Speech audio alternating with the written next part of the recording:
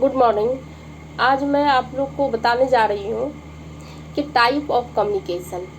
कल हमने चर्चा किया था कि कम्युनिकेशन किसे कहते हैं और आज मैं चर्चा करूँगी कि कम्युनिकेशन कितने प्रकार के होते हैं।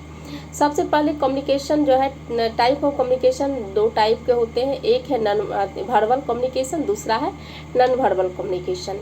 नॉन वर्बल कम्युनिकेशन को हम शाब्दिक संचार भी कहते हैं और शाब्दिक संचार जो है वैसे संचार को कहा जाता है जिसका आधार जो है भाषा होता है। ऐसे संचार में जो है संप्रेषक जो है अपने विचार एवं भावों को अभिव्यक्त लिखित या शब्दों या फिर वाक्यों के रूप में बोलकर करता है।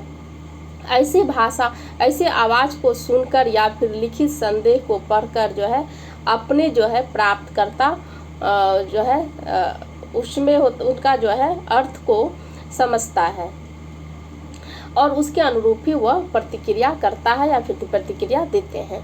शाब्दिक संचार का उपयोग जो है मनुष्य द्वारा अधिक किया जाता है, परंतु मनुष्य के अलावा इसका उपयोग जो है वनमानुष या फिर बंदर पर भी किया जाता है, जबकि इन पशुओं द्वारा जो है उपयोग किया गया जो है शाब्दिक संचार उतना विकसित नहीं होता है। अभी तक के यदि हम इसका यदि तथ्य पर चर्चा करें या ज्ञान के अनुसार जो है वनमानुष पर करीब जो है 300 विभिन्न तरह का जो है आवाज़ का प्रयोग संचार में करता है। जैसे कि ट्रांस के अनुसार जो है वनमानुष को अमेरिकन चिन्ह एवं भाषा के जो है 200 शब्दों तक आसानी से सिखाया जा सकता है। उसी प्रकार यदि हम नॉन वर्बल कम्युनिकेशन है, नॉन वर्बल कम्युनिकेशन होता है अशाब्दिक संचार। अशाब्दिक संचार जो है उस संचार को कहा जाता है जिसमें जो है मतलब कहने का है व्यक्ति जो है सिर्फ भाषा को ही नहीं बल्कि उसके जो है अलावा वह अन्य अशाब्दिक व्यवहार को भी उपयोग करता है या फिर सीखता है, जैसे कि आवाज़ का उतार चढ़ाव या फिर शारीरिक मुद्रा या फिर आनंद या फिर अभिव्यक्ति आदि का भी उपयोग संचार में किया जाता है। ऐसे संकेतों को जो है अशाब्दिक संकेत कहते हैं और वैसे संचार से है जिसका व्यक्ति जो है अशाब्दिक संकेत का उपयोग जो है कर अपने विचार एवं भावों को अभिव्यक्त करता है।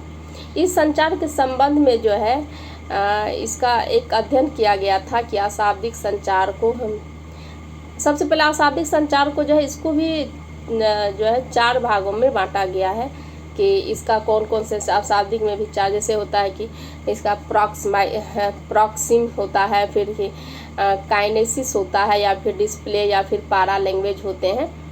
इस तरह से 4 भागों में इसका बांटा गया है। यदि हम प्रॉक्सिमिक बात करें तो इसमें क्या होता है कि ये अशाब्दिक संचार को जो है इस तत्व या फिर पहलू में जो है संप्रेक्ष अथवा सूचना को जो है प्राप्तकर्ता के बीच जो है भौतिक दूरी से मिलने वाले संकेत का अध्ययन किया जाता है।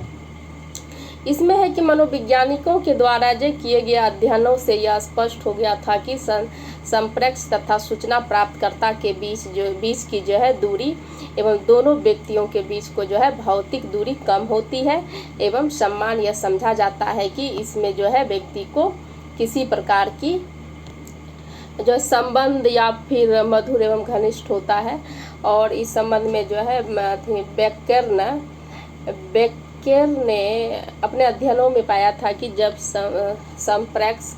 संप्रेक्ष तथा उसका सूचना प्राप्तकर्ता जो है जो कि रिसीवर का काम करते हैं वे अपरिचित होते हैं और तो उनके बीच जो है क्रिया करते समय जो है भौतिक दूरी अधिक होती है। और दूसरा है काइनेसिस में होता है, दूसरा प्रकार काइनेसिस को कहा गया है। काइनेसिस का मतलब होता है कि शाब्दिक संचार का यह भी एक तत्व या फिर पहल का संबंध संचार का भी संप्रेक्ष द्वारा भी दिखाए गए हैं और जिसमें शारीरिक स्थिति जो है शारीरिक मुद्रा या फिर हाव भाव या फिर अन्य शारीरिक गतिविधि से होता है या गति से होता है। अक्सर यह देखा गया है कि संप्रेक्ष जो है कोई सूचना देते समय जो है विशेष जो है इसमें विशेष तरह की या फिर शारीरिक मुद्रा अपनाता है। ऐसे भाव जो है जैसे भंगिमा या फिर शारीरिक मूलक के अपने आप में जो बहुत कुछ कह जाते हैं तथा उसका विशेष अर्थ जो है व्यक्ति आसानी से लगा लेते हैं। इस संबंध में जो अध्ययन कर जो है बताया गया था कि जब दो व्यक्ति जो है आपस में बातचीत करते हैं तो उसमें से जो व्यक्ति अधिक ढीला ढाला या शारीरिक मुद्रा वाला होता है उसे उच्च कोटि या स्तर का व्यक्ति माना जाता है। निम्न कोटि के स्तर के व्यक्ति के लिए जो है वो अपने उच्च स्तर के व्यक्ति के सामने ढीला ढाला शारीरिक मुद्रा या अपनाया जाना है फिर अपमानजनक समझा जाता है। इसके अलावा जो है व्यक्ति अपने इसके चलने तथा फिरने के ढंग से भी व्यक्ति में आत्मविश्वास की स्थिति का पता चलता है।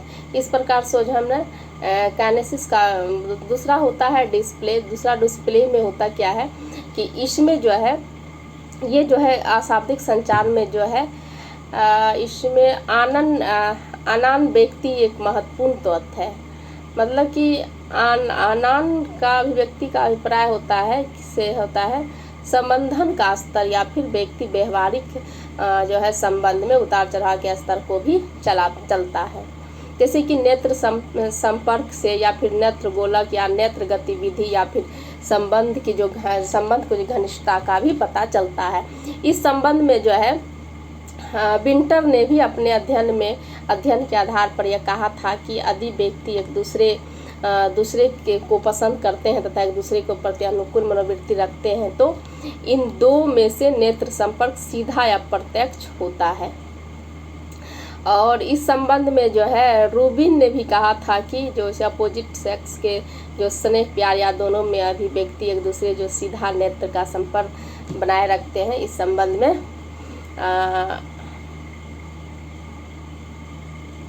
संपर्क बनाए रहता है। इसका मतलब ये कहने का मतलब है कि यदि हम अपोजिट सेक्स के प्रति भी अगर किसी के प्रति स्नेह है तो एक मतलब कि नेत्र के आधार पर ही एक दूसरे को भाषा को या फिर उसकी बातों को समझते हैं इंसान। इस प्रकार होता है पैरा लैंग्वेज की बात करेंगे। पैरा लैंग्वेज में होता क्या है कि यह एक शाब्दिक संचार है, अशाब्दिक संचार है, जबकि भाषा का जो आधार संप्रेषक के द्वारा ही मुंह से निकले गए आवाज़ को विशेषता जैसे आवाज़ की तीव्रता या फिर भारीपन या फिर इस तरह से कुछ भी व्यक्ति में पाया जाता है। कोई व्यक्ति ज़ोर ज़ोर से आवाज़ में बोलता है तो इसमें भी स्पष्ट होता है कि व्यक्ति क्रोध की स्थिति में है, वह अपने नकारात्मक मनोवृत्ति को जो व्यक्त कर रहा है। उसी तरह से यदि कोई व्यक्ति संप्रेषक मीठी आवाज़ में कुछ कहता है तो इससे पता चलता है कि वो स्वभाव से बहुत शांत या उदार मन से है। इस तरह की बात को व्यक्ति समझ लेते हैं। इस प्रकार हम कह सकते हैं कि अशाब्दिक संचार एक महत्वपूर्ण संचार है और जिससे कि संप्रेषक जो है कई पहलू के बारे में जो है महत्वपूर्ण सूचना को बताती है या फिर हमें इस सूचना मिलती है। और इन जो है पहलुओं से जो है संप्रेषण के निकटता का जो है विश्वास या फिर शक्ति या फिर आकर्षणकर्ता या फिर पदवी या स्थिति कुछ भी मतलब कि आदि का भी प्रमुख है। अशाब्दिक संचार का ही प्रत्यक्ष रूप से कोई प्रभाव नहीं पड़ता है। धन्यवाद।